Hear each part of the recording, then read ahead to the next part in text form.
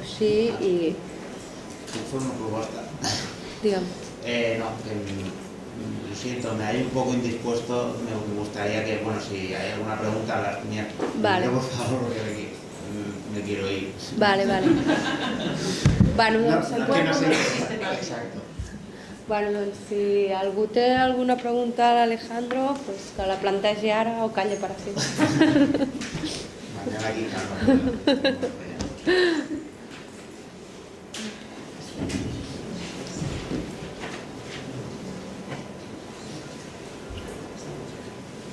Allà? No. No? Si no té cap pregunta, bueno, doncs passem a... Són compasivos. Sí. Bueno, doncs, en tot cas, això, si algú vol plantejar alguna pregunta, no sé, algú en concret, o si voleu fer una pregunta a tots tres, o parlar del tema, doncs, endavant, us dono la paraula.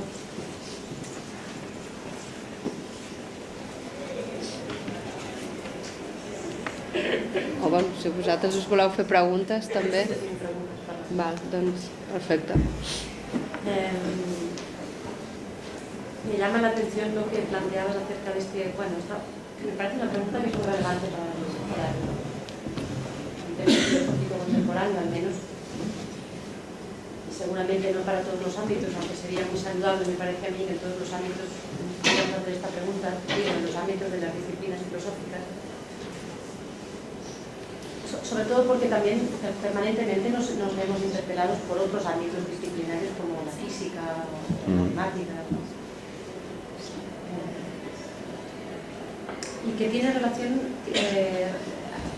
con esta pregunta que si formulabas con respecto a otro tipo de universalidad, ¿no?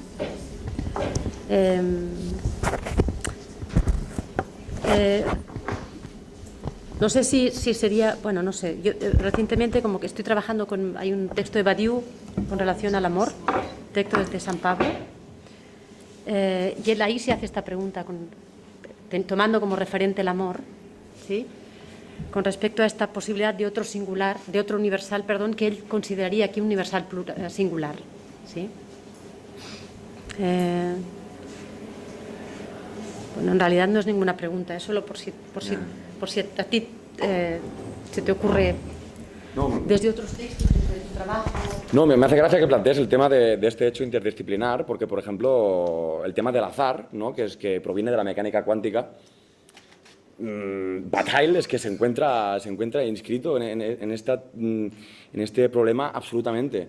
Precisamente el libro que se titula sobre Nietzsche, Voluntad de suerte, da cuenta de este azar permanente, ¿no?, que impediría, por tanto, establecer una explicación absoluta, ¿de acuerdo? Y que da cuenta de esta universalidad otra. No sé mucho tampoco del tema, no sé bien. Pero sí que es cierto, ¿no?, que actualmente podemos pensar esto también a través de las conclusiones de las que llega la mecánica cuántica y que está interpelando absolutamente este discurso, ¿no?, de la lógica identitaria. Sí. No sé. Yo tenía otra cosa también para comentar con respecto a esto que has dicho, que Nancy reivindica un catálogo en lugar de un logos. Pero es curioso porque catálogo es un catálogos. Sí, pero ¿por qué lo dices? Por esto, porque me parece que es súper interesante. Ah, sí, claro. El paralelismo que planteabas de que no se trata de un logo, sino de un catálogo. Claro.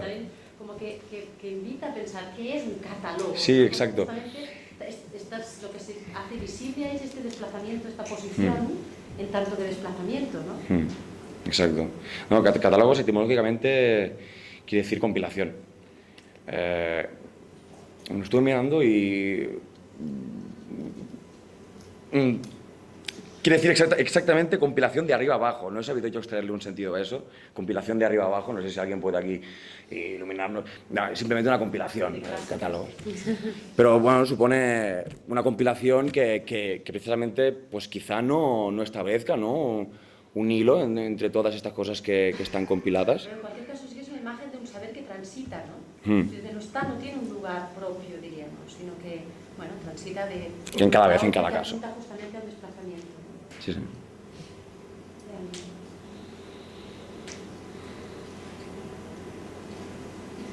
Algú? Espera't, un moment. ¿Tú també? Vale. Sí, tú también. No. Primero, muchas gracias por las presentaciones, las 4 han sido fantásticas y desde un ámbito totalmente diferente a la filosofía, porque yo vengo de la filología y los estudios de género, pero claro, los estudios de género como disciplina transversal también, entonces hay muchos temas de filosofía que también tocamos. Me ha parecido muy interesante que se hablara aquí en todas las ponencias, y no sé si es un comentario, una pregunta para alguien en particular o todo a la vez, ¿vale? Me ha parecido muy interesante que se hablara todo el rato de una ontología relacional y por lo tanto a simple vista o en busca de algo menos jerárquico a lo que tenemos ahora. Sin embargo, de la misma manera, mientras que el primer ponente hablaba de una crisis de la representación, por ejemplo, el último ponente traía de vuelta esa representación con el catálogo o la compilación de. Entonces, claro, yo no sé cómo se resolvería esa tensión dentro del ámbito de la filosofía, por una parte, categorizando o buscando otro tipo de universalidad que no deja de ser una universalidad, por lo tanto, excluyendo y volviendo a restablecer un tipo de norma que en ese caso, conectando con la vulnerabilidad, siempre quedará alguien más vulnerable que otro, que en ese sentido tampoco, o sea, la ontología de la vulnerabilidad, pero hay unos cuerpos que son más vulnerables que otros y hay unos cuerpos a los que se les aplica mucha más violencia que a otros, y en ese sentido, cómo volvemos a restablecer qué es uno y qué es otro, y como diría Rosy Braiotti, la diferencia como negativo y como aspecto que te falta, empezando en ese momento de la afirmación de la A es igual a A, pero evidentemente es igual en tanto que no lo es. Entonces, claro, para mí me parecía, teóricamente ha sido como muy esclarecedor, porque había muchas partes de esta ontología relacional que me han quedado más claras después de esto, pero también me ha quedado menos claro que se pueda dar el paso a lo político, porque desde el feminismo, claro, desde el feminismo a mí me plantea muchísimas preguntas. Primero, el cuerpo sin cabeza y sin falo. A mí me gustaría preguntarle a ese filósofo por qué, porque sin falo. A ver, yo no lo tengo, ¿no? O precisamente el no tenerlo me hace tenerlo. ¿Desde qué paradigma nos explicamos? Y claro, la vulnerabilidad para mí es súper complicada desde un término político también, porque entonces, ¿quién es capaz de hacer ese cambio? El más vulnerable para restablecer otra norma desde la vulnerabilidad. Entonces, en ese sentido, pues no lo sé. Y desde luego que se me ha abierto un campo de posibilidades, porque yo entendía la ontología relacional como esa multiplicidad, esa posibilidad, ese devenir. Bueno, eso sí. Y hoy la he entendido de otra manera totalmente diferente, o sea que por eso mi pregunta o mi comentario es desde el desconocimiento más absoluto, o sea, no es en ningún caso una crítica, pero sí, bueno, eso, muy interesante, no sé qué. No sé si queréis comentar algo o... ¿Por qué me miráis a mí? Yo lo voy a hacer muy cortito porque Edel también tiene su parte. Pero va a ser súper breve. Primero, yo creo que es importante hacer una distinción entre lo político y la política. Sí. ¿Sí? Porque, claro, la ontología racional seguramente tiene un potencial, diríamos, teórico, crítico, con relación a lo político, pero seguramente es totalmente impotente con relación a la política. O sea que ahí es el diagnóstico que planteas, estoy totalmente de acuerdo con él.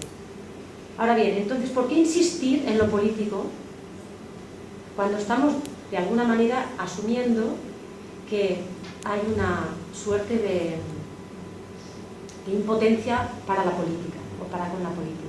¿sí? Yo creo que en la última ponencia queda muy claro esto. Yo creo que ahí, bueno, lo que, por lo menos este es mi planteo, lo que rescato de lo político es el acto político, a diferencia de la acción política. Ese sería como la clave primordial. Por un lado tenemos el acto político, o sea, por un lado, no es que sea así dicotómico, ¿no? Porque en realidad conviven. El acto político es algo que de alguna manera suspende la acción política, ¿sí? Como que está ahí en potencia precisamente para en cualquier momento, justamente en virtud de ese azar, esa contingencia, suspender la acción política. Pero no es que no haya, la acción política vaya por un lado y el acto político vaya por otro.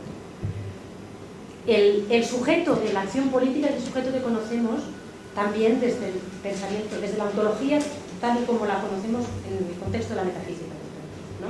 ¿Y dónde se sostiene esa ontología? Se sostiene en un sujeto que no es el sujeto extático, del que hablaba yo, es este sujeto kantiano, con un yo y una voluntad que le corresponde, desde donde se articula la acción. ¿Sí? Claro, a partir de aquí hay dos cuestiones. Uno, una renuncia a ese yo y a esa voluntad vía la radicalización del cuerpo, considerando al cuerpo como sujeto también, ¿sí? Como sujeto político, pero no de la política, sino como sujeto de ese acto político. Y el sujeto extático funciona aquí bien en el sentido de que uno no programa el éxtasis, no dice, mañana me va a dar un éxtasis a las 3 de la tarde, ¿sí? Eso sería el caso si el éxtasis hiciera parte de esa lógica, que es la lógica de la acción política, que se sostiene en ese yo con esa voluntad, ¿sí? La marca de lo político viene dada precisamente por esa radicalización del cuerpo, que no sabe de lógica, que no sabe de causa y efecto, que no sabe de principio de contradicción, ¿sí? Sino que está ahí abierto. ¿Abierto a qué? Abierto al éxtasis, a la suspensión, a la interrupción. No sé si vosotros dos. Yo creo que el tema de por qué ontología es cómo seguimos hablando de ontología y desde qué perspectiva, o por qué ontológico, creo que es algo que ya yo creo que nos planteamos y nosotros nos tenemos que responder, pero yo creo que ahí está, si hablamos de ontología y ontología le ponemos el adjetivo relacional, es para distinguirlo al que habitualmente tenemos como ontología y para poder replantear conceptualmente desde otro lugar pues ciertas ideas, ¿no? O sea, no es universalizamos esos conceptos desde una categorización y una significación cerrada, sino que intentamos replantearlos desde un lugar en el que la significación se abre en su ambigüedad. O sea, de ahí que la ontología, lo llamemos ontología porque seguimos hablando de alguna manera de unos principios del devenir, por decirlo de alguna manera, pero debemos diferenciarla de lo de ontología en términos clásicos, porque no podemos entender esa manera del devenir o del ser desde los parámetros clásicos de como algo sustancial, ni categórico, ni de significación cerrada, ¿no?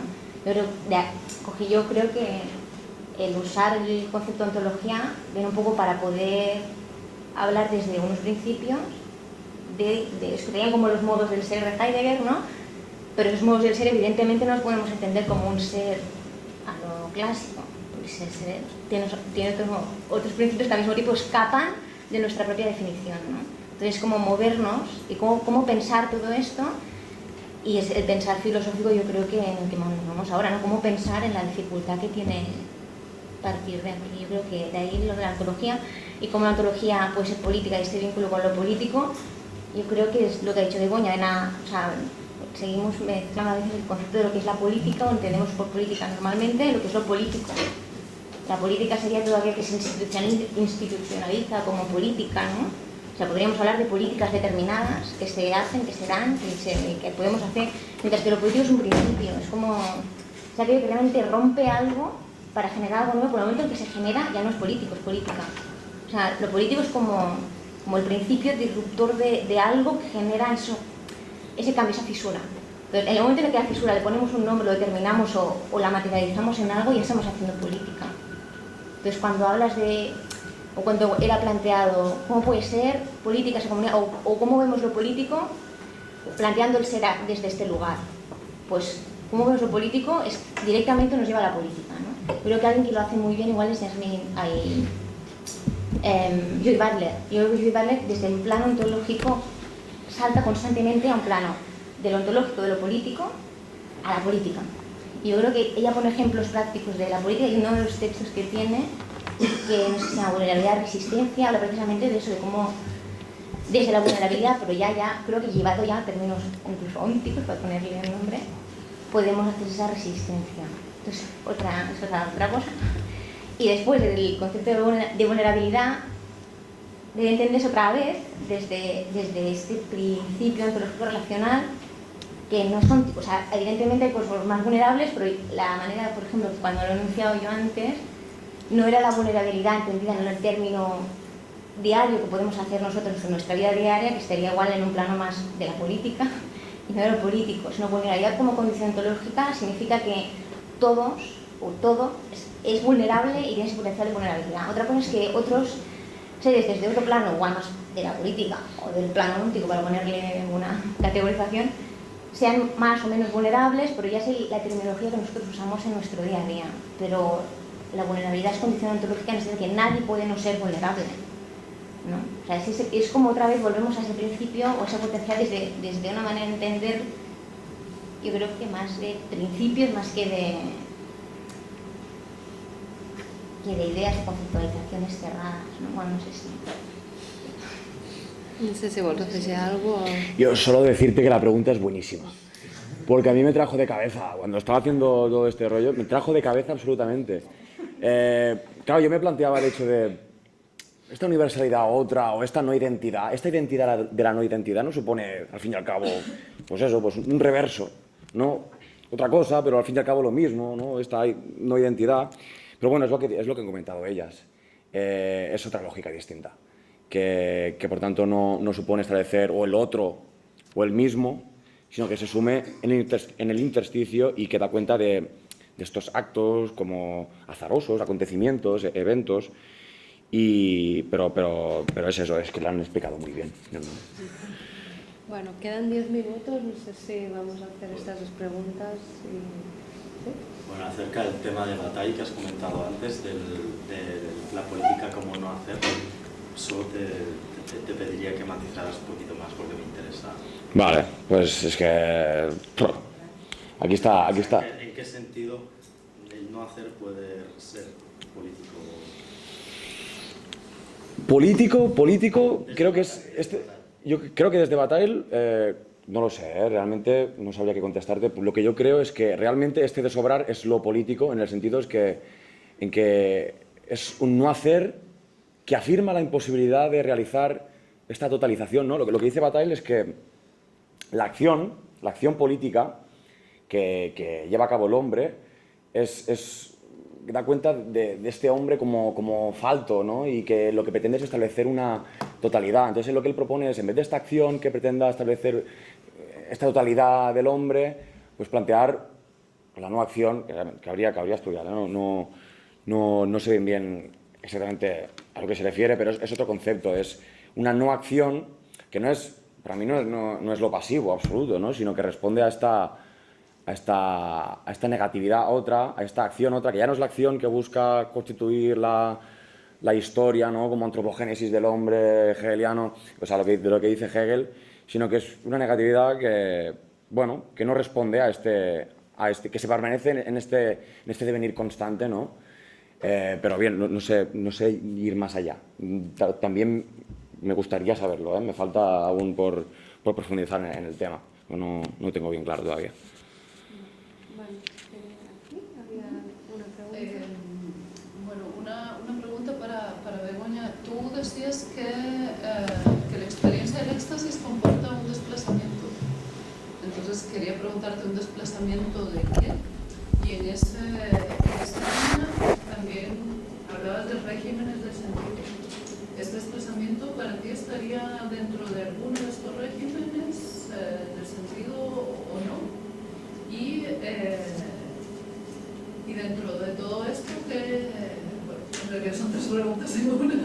¿Qué lugar tendría en el éxtasis para ti, el cual lo planteas, lo que no tiene sentido, o lo que está más allá del sentido, o más allá del sentido, no sabría cómo llamarle? Y para Alicia, si tú pudieras ampliar un poquito, decir un poquito más para ti qué comporta que esta escena que vimos transcurra en el silencio, o más bien transcurra sin palabras.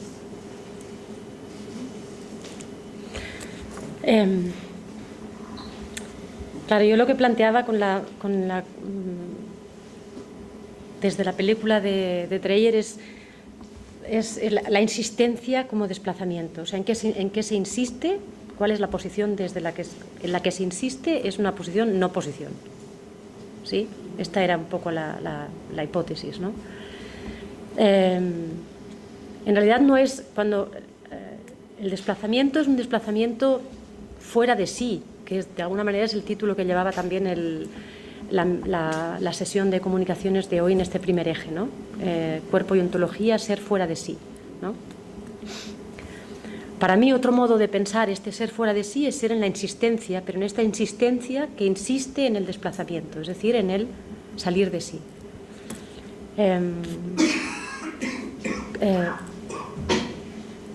Así nombraría yo este desplazamiento, como un permanente salir de sí. Ahora bien, y esto también es importante para responder la segunda pregunta que planteaba, es decir, cuando intentamos hablar de regímenes de sentido, que el desplazamiento sea un desplazamiento, es decir, que consista en salir de sí, no quiere decir que este sí constituya un sentido último. ¿Sí? Es decir, desde el punto de vista del sentido, este desplazamiento que consiste en salir de sí, consiste también en salir permanentemente del sentido. ¿Sí? Entonces da igual de qué régimen se trate. ¿Sí? Yo intentaba agrupar cualquier régimen de sentido en un orden general y en un orden particular. ¿Sí? El orden singular sería este otro régimen de sentido que se conformaría justamente en esa salida de esos dos otros órdenes de sentido, pero que no instituiría ningún sentido propio, ningún sentido concreto, ningún sentido determinado, ningún sentido último, ningún sentido efecto, ¿sí? Al cual podríamos remitir y señalar como, ahí hay un sentido. ¿Sí?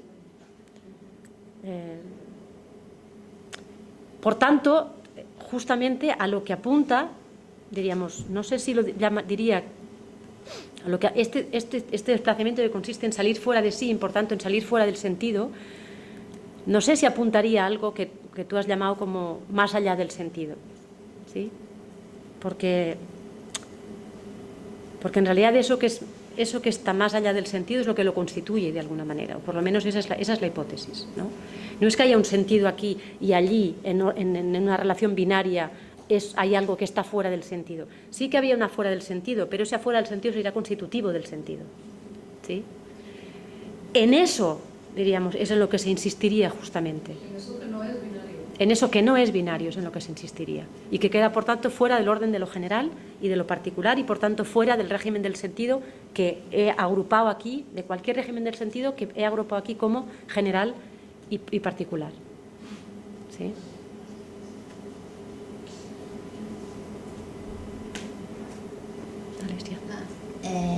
Bueno, la idea de poner a Yasmín Godet, Yasmín Godet, pues Yasmín Godet porque creo que trabaja de una manera muy determinada, pero también de la danza, o sea, piezas de danza que consiguen solo con el cuerpo y a través del movimiento del cuerpo generar un potencial disruptivo, ¿no? O sea, en el caso de esta pieza, donde que tenía el riesgo de que aparte de ser político, yo creo, político desde un punto de vista ontológico, lo es desde otra perspectiva de política, porque aparte toca un tema político, desde la política.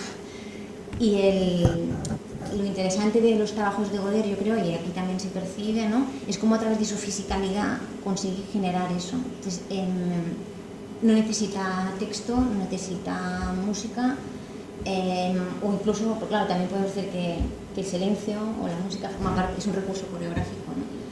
pero lo importante es cómo, aunque sacar solo los elementos que tiene de otras piezas, que aquí había gestualidad o había gestos más semióticos, pero tiene otros trabajos en los que no hay semiótica apenas, en el que la ropa no importa, por cómo van vestidos no hay desnudez, no hay sangre, no hay texto, no hay palabras, no hay ni siquiera gestos, aquí sí que había porque es otro tema.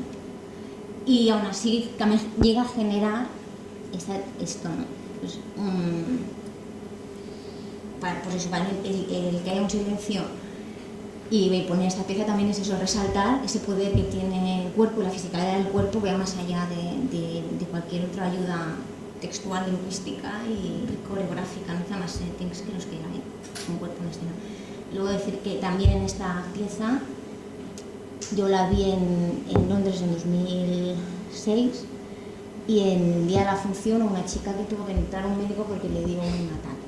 Entonces, y hubo gente que se tuvo que ir. Entonces, eso es lo que he puesto yo ahora, es el inicio, que es como el warming up, porque lo que viene después es como llega un momento en el que en esta pieza sí que usan también algún momento la ropa, pero hay piezas en las que no hay desnudez en ningún momento y tú, digamos, la sensación que tienes es que están violando a alguien sin que en ningún momento hay un gesto literal ni representación de una violación, pero entonces lo interesante para mí aquí de esta propuesta era eso, era ver cómo consiguen a través de su fisicalidad y esta vulnerabilidad, que yo creo que escénica, llegar a este punto, ¿no? Lo que pasa es que en este caso sí que corre el riesgo de que aparte tiene elementos pues más representacionales, de más semiótica y aparte de una temática que también es política, ¿no?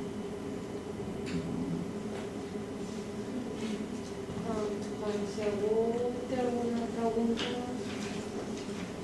més, o si no, són mitja i ens hem continuat i hem de seguir i anar-hi. Moltes gràcies a tots.